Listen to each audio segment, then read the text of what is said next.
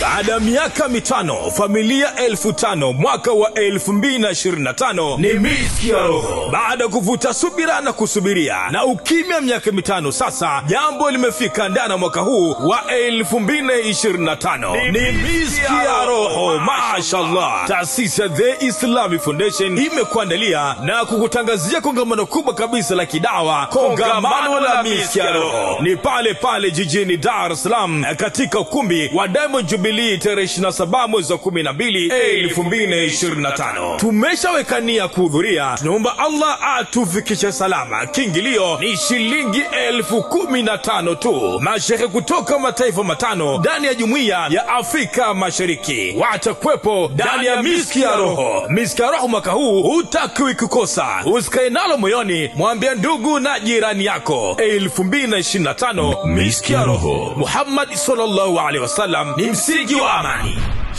Kongamano hili litaletwa kwenu mubashara na Azam Media, Azam TV, ZBC2, Dua TV, Al-Hajara TV kutoka Kenya, TV Iman Tanzania, Radio Iman pamoja na Iman Digital.